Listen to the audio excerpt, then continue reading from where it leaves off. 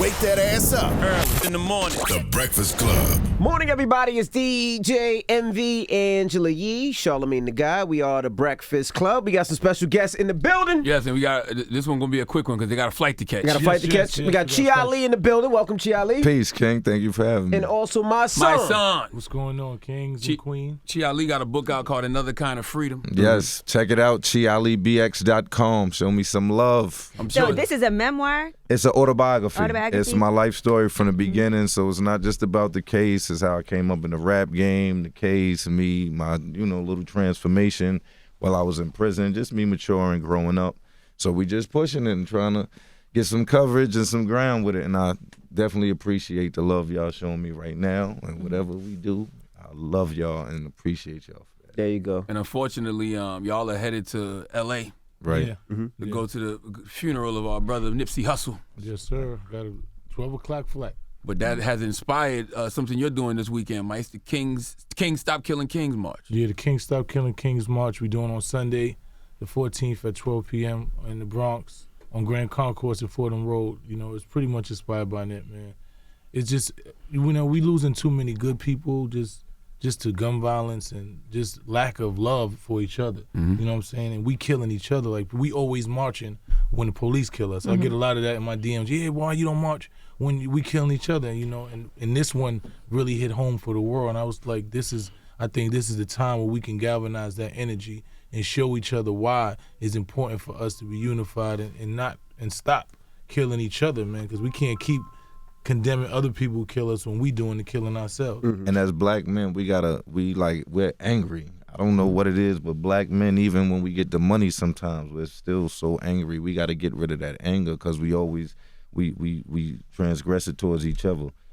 Yeah, because we all hurting. We hurt individuals, and we end up just redistributing that pain to each other. Like, we don't never deal with our trauma from things that happened to us when we was young in the hood. Exactly, man. And I think the trauma has taught us, is desensitized us, and we don't even see each other as brothers or family, and I think that's what it is. It's like the same way the police can dehumanize us and kill us because they don't value you or see you as human being. We've starting to do that to ourselves, and I think for me, what this march is re-identifying each other as brothers and family. Like, we might disagree with each other, but I don't want to take your life. I don't want to kill you. I'm not going to be so angry that just a interaction or just a disagreement makes me want to take your life. That means because we don't value each other's life. So that's what this march is about, just reestablishing brotherhood, love for each other, looking your brother in the eye, looking your sister and say, I love you and I don't want to kill you. Yeah, love and respect for each other. And just from my stint in prison, I can assure you, like, 1 year down the road, you will not be thinking about whatever it is you're stressing and ready to shoot somebody over. Like, you'll be like, oh, man, whatever. Right. So it's like you'll end your life for just this instant emotions, and we gotta get a grip. You're so right about that. And what do you think about the importance of people when they see something that happened or someone, do something to somebody else, physically harm them or even kill them, speaking out about it? I mean, bottom line for me is this. I don't tell anybody to be in the streets. Any type of negativity, anything that's going to cause harm to anybody is something that I'm against, man. But my thing is this: don't be in the streets at all. Don't utilize and speak out against something because you don't want to deal with consequences. I'm a person that has dealt with my consequences. She has dealt with his consequences of his activities. Don't utilize your scaredness to deal with the consequences to telling somebody. If you're a citizen, if you're involved in anything and you decide that you see something that's wrong, of course you're supposed to speak up. That's just honorable thing to do. I just think it's dishonorable when you try to capitalize off of these things that then, because you don't want to deal with the consequences, you want to tell somebody. But please, if you're in the streets and you're not in the streets and you watching something, don't let nobody hurt anybody. Try to intervene. Do not allow us to hurt each other, because that's the problem. We sitting there with our camera phones recording things happening instead of doing something to stop things. And no matter how much, damage may happen, we can't be too scared to intervene. Because, things happen and people, you should have minded his business. You should have minded. But it's like, nah, we can't be that scared, because if you're scared to die and scared to go to prison in today's society and today's climate, then you just going to have a foot up your ass. Well, let's talk about some of the anger. I know both of you guys had situations before. How do you deal with being mad and being angry and being aggressive for the young brothers out there listening? So when they go through it, they don't have to take some of the steps that you guys took. I think for me it's just that 1 second to just think and evaluate the situation, because you don't do that when you're young, or you don't have that, somebody hasn't taught you that. Like that 1 second means the difference between your life and somebody else's life to complete, because it's easy to get into trouble. It's hard as hell to get out of it. And I think when you just really think about the situation, like a lot of times I get mad and now I just find myself just saying sorry. All the time, because at the end of the day I understand the consequences, and I know a lot of times when you don't understand the consequences of your acts, and we don't think about the cons, we only think about the pros, until you actually dealt with them. So for me, I know why I did, because I've had to deal with my consequences, but I try to get in front of it with a lot of these young kids and say, yo, listen to me. Just take that 1 second to think. Just 1 second. A lot of things start off small and they end up escalating because of your reaction to something, when if you would have had a different reaction, it could be a different outcome. And a lot of things is knowing you, knowing yourself, and knowing situations. Like certain situations ain't for me. Right. You know, and you have to know yourself and avoid those situations. Like one of my friends, he lives in Brooklyn and he's on parole and he's always with a gun. And I'm like, yo, you're bugging. He's like, you don't know where I live. Well, then you might need to move, bro.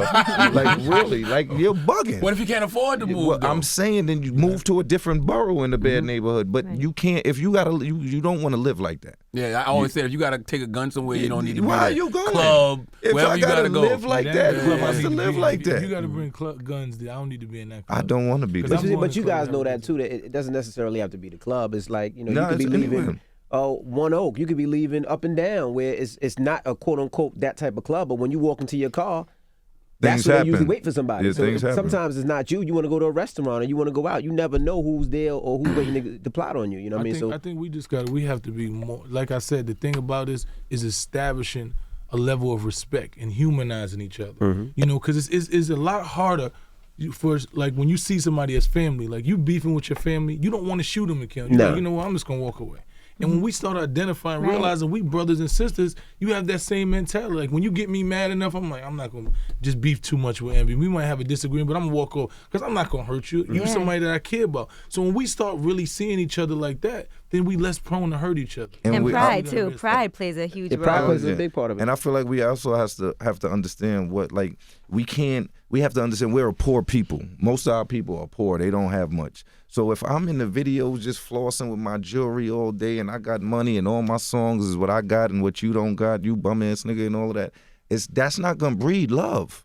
Like, how can you really be happy for me? How can you be happy for me? Like, it's like, damn, I'm fucked up. All he do is floss on me.